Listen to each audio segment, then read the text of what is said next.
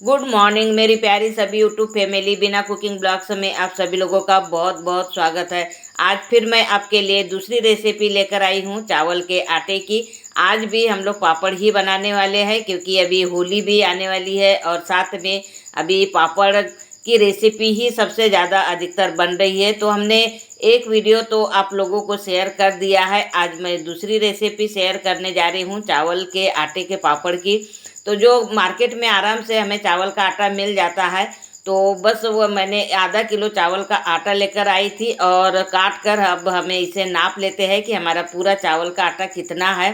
तो यहाँ पर मेरा लगभग 2 कटोरी चावल का आटा है, मतलब आधा किलो हमारा चावल का आटा है। और आज आधे किलो आटे से हम लोग बनाने वाले बहुत सारे पापड़, जो कि हमें साल भर के लिए स्टोर करने के लिए बनाना है।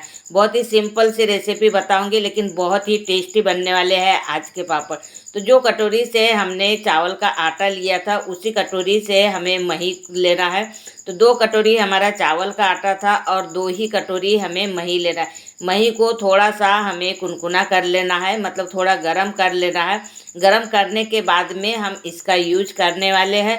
तो बस मैंने हल्का सा गरम करने से पहले हमें थोड़ा सा सोडा डाल देना है, मतलब खाने वाला सोडा, और 1 चम्मच नमक डालकर थोड़ा कुनकुना सा हमें कर लेना है मही को। और उसके बाद में जो चावल का हमने आटा लिया है, चावल के आटे में हमें थोड़ा थोड़ा मिक्स करना है। हमें मही को बहुत ज़्यादा गर्म नहीं करना है, मतलब उबाल नहीं आने देना है, इस बात का हमें ध्यान रखना है। तो बस थोड़ा थोड़ा हमें डालते जाना है और आटे को लगाकर अच्छे से तैयार कर लेना है, एकदम सॉफ्ट। तो बहुत ही अच्छे तरीके से हमारे पापड़ बनकर तैयार होंगे। तो ये देखिए, बहुत ही अच्छे तरीके से हमारा सॉफ्ट आटा लगकर तैयार हो गया है। अब हमें क्या करना है, इसकी छोटी छोटी पतली थोड़ी सी लोई बनाना है, मतलब ज़्यादा मोटी भी नहीं और ज़्यादा पतली भी नहीं, बस मीडियम साइज की हमें इस तरीके की लोई बनाना है। और बीच में हमें इस तरीके का एक होल कर देना है, ताकि हमारा आटा अच्छे से अंदर बाहर से मतलब सॉफ्ट हो, या फिर कच्चा नहीं रहना चाहिए, अच्छे से जुड़ जाना चाहिए।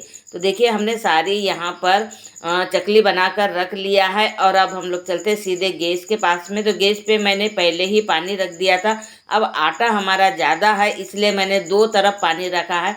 दोनों तरफ पानी जैसे ही उबाल आने लग जाएगा, उसके बाद में हमें 4 या 5 ही आएगी एक बर्तन में। तो हमें इस तरीके से हमें सारी चकली को डाल देना है।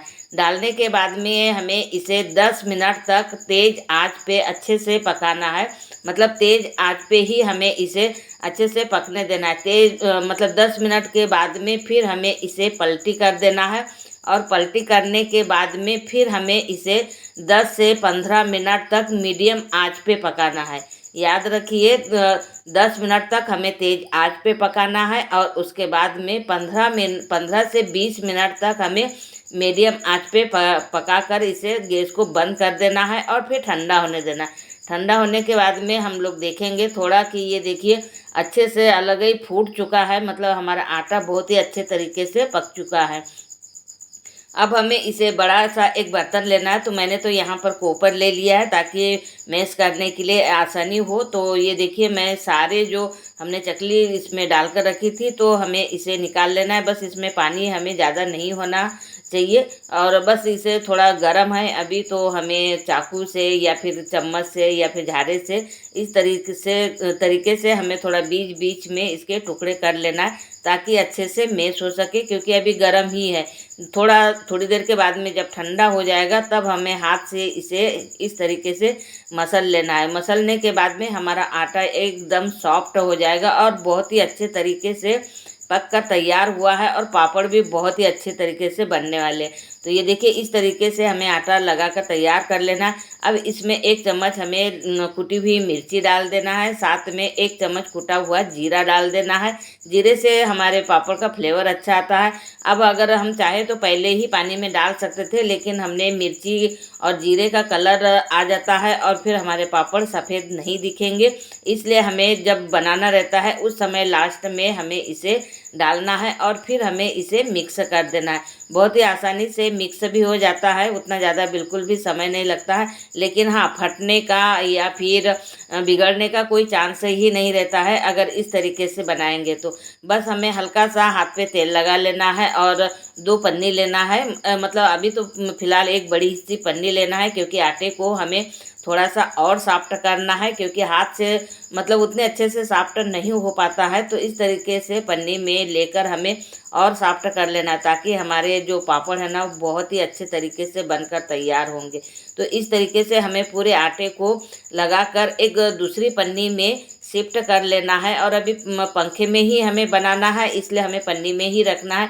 अगर खुला, अगर जैसे कोई गंजी या प्लेट वगैरह में रखते हैं तो हवा की वजह से इसकी पपड़ी जल्दी आ जाती है, इसलिए हमें थोड़ा पन्नी में ही रख देना है। अब दूसरी हमें पन्नी लेना है और उस पर हमें हल्का सा घी लगा लेना है। तेल का उपयोग नहीं करना है, हमें थोड़ा घी का ही उपयोग करना है, और ज़्यादा लगता नहीं है, थोड़ा सा ही लगता है बस। फिर हमें चम्मच से थोड़ा सा, मतलब जितना बड़ा पापड़ बनाना है, कई लोग बहुत बड़े बड़े पापड़ बनाते हैं, कई लोग मीडियम साइज़ के बनाते हैं, तो कढ़ाई में भी आना चाहिए। इसी प्रकार के मैं पापड़ हमेशा बनाकर तैयार करती हूँ। बस छोटी सी लोई से हमें एक प्लेट से दबा देना है और फिर हल्का हल्का इस पर हमें चला देना है बेसन पूरी बेलन। तो बहुत ही आसान और सिंपल तरीका है हमारे पापड़ बनाने का। इसमें ना फटने का डर नहीं रहता है, इसलिए ना कभी भी जैसे चांस ही नहीं होता है कि भाई हमारे पापड़ ख़राब होंगे।